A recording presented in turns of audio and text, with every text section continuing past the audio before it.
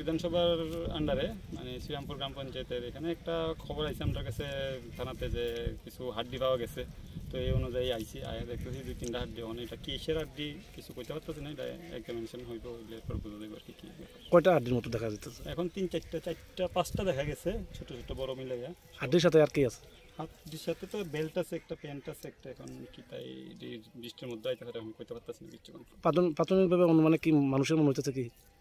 প্রাথমিকভাবে বলতে প্যান্ট আর বেল্ট তো মানুষেরই হইব, আর হাড্ডিটা ওখানে এক্সামিনেশন ছাড়া আমরা কিছু কইতে পারতাম না। চণ্ডীপুর গ্রাম পঞ্চায়েত আসলো, তিনি দেখছেন, দেখে আমার কল করা হয়েছিল। করার পরে এখানে আমরা এসে দেখছি এখানে প্যান্ট আর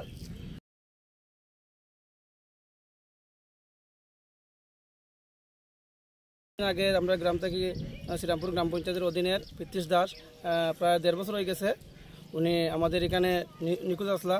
আমরা সম্ভবত হইতে পারছি না, এটা খের হইতে পারে, পৃথ্বীশ দাস অন্য খেয়ে হইতে পারে। তাই আমরা আমাদের জেলা প্রশাসনের কাছে ফোন করে কল করা হয়েছিল পুলিশ স্টেশনে।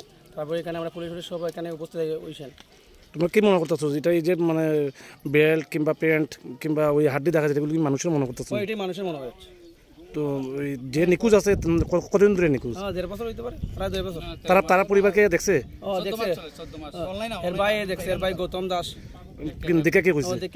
প্যান্ট দেখে কইছে দেন সন্দেহমূলক প্যান্টটা সঠিক হইতে পারে না, বাইরে হইতে পারে, বা বেলটাও এর বাইরে হইতে পারে। তো অস্থির হয়ে গেছে, আমরা চলে গেছে। তোমরা থানাতে জানানোর পরে থানা